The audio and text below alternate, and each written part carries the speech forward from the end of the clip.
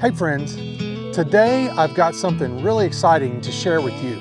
We're building a beautiful addition to my front garden, an arch trellis. This isn't just any trellis, it's a game changer for anyone who loves growing climbing plants like pole beans, vining peas, or even tomatoes. So grab your gardening gloves and let's dig in.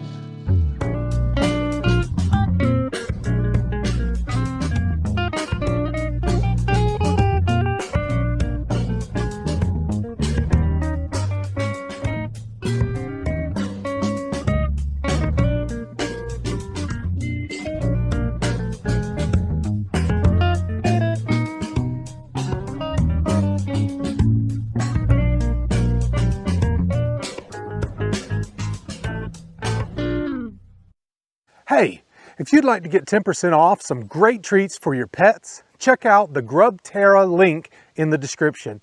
My friends at Grubterra make the absolute best black soldier fly larvae for chickens, birds, and reptiles.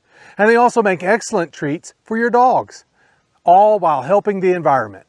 Use the discount code GROWANDBEFRUITFUL to get 10% off all your orders, and you'll also help support this channel. First things first. Let's talk about what you'll need to install your arch trellis. You're going to need some cattle panels. These are portable panels that are normally used to create fencing around cattle pens, goat pens, or pig pens. But we're going to be using them as a support structure for the plants that like to climb and grow up toward the sun in our garden. These cattle panels are 16 feet long by 50 inches wide, and they're available at Tractor Supply for $22 a piece. And they will last for years, probably decades.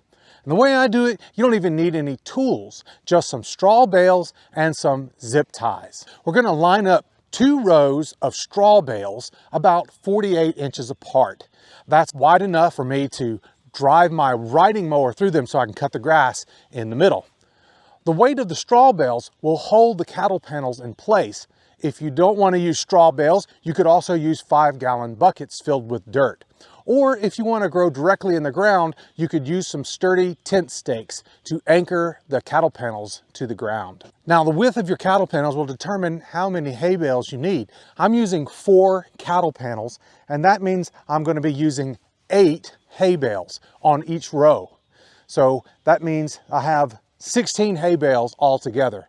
But depending on how much space you want to take up, 1 cattle panel that's 50 inches wide requires about 2 straw bales. So you make the determinations according to what kind of trellis, how big you want it to be. Now, ideally, you would want to arrange your cattle panels so that they would be receiving east to west sunlight. But I'm doing mine north-south. The reason being because of the way the trees are around this area, I'm trying to maximize the amount of sun that I get in this particular space. And I think a north-south orientation is going to work best. But if I had my way to choose it, if I didn't have any trees to worry about, then I would do it east to west. But you have to decide what would work best in your garden space. Now, you simply bend the cattle panels into a curve with one end anchored against the inside of 1 row of straw bales and then the other end anchored inside the other row of straw bales. The weight of the bales will keep the panels in place. For added stability, you can use sturdy stakes to anchor the panels to the ground. Now, these straw bales are eventually going to rot away over the course of about 12 months. So in order to keep this cattle panel in place, I'll need to buy more straw bales to hold them in place, or I'll have to switch to buckets or stakes to hold it into the ground. But that's kind of nice because you can set this system up for 1 year, and then if you decide to take it down and move it to another location, you could do that as well. The last step is to use some zip ties or some wire to tie the panels together. 5 or 6 ties per panel should be plenty.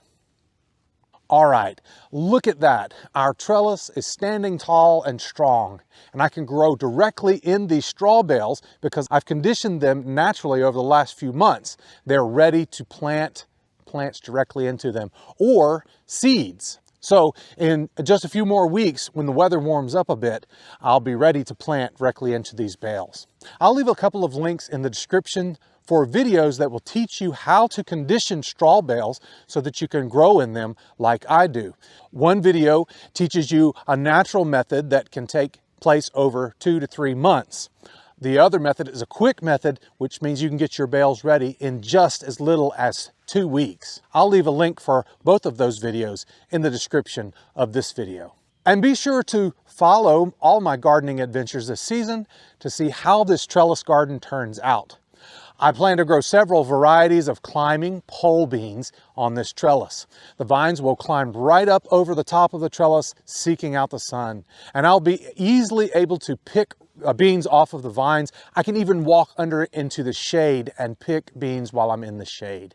And this is going to be a beautiful and functional addition to my garden. I built one of these trellises in my backyard garden, and I've been using it for 2 years now, and it has worked great. I hope this trellis will be even more fruitful because it's in my front garden where it gets even more sun. John 15, 1 through 5. I am the true grapevine, and my Father is the gardener. He cuts off every branch of mine that doesn't produce fruit, and he prunes the branches that do bear fruit so that they will produce even more. You have already been pruned and purified by the message I have given you. Remain in me, and I will remain in you. For a branch cannot produce fruit if it is severed from the vine, and you cannot be fruitful unless you remain in me. Yes, I am the vine, you are the branches. Those who remain in me and I in them will produce much fruit. For apart from me, you can do nothing. In our gardens, just as in our lives, true growth and fruitfulness requires more than just sunlight and water. They require a deep, abiding connection to the source of life. And just as the branches of our trellis-supported vines cannot thrive unless they remain connected to the vine, so too must we remain connected to Jesus, the true vine. He is our source of strength and nourishment and growth. And without him we can do nothing, but with him we can flourish and bear fruit that reflects his love and grace. This simple truth reminds us to nurture our relationship with Christ, allowing his life to flow through us, producing beauty and abundance in every area of our lives. So stay connected to Jesus and then get out there and grow and be fruitful.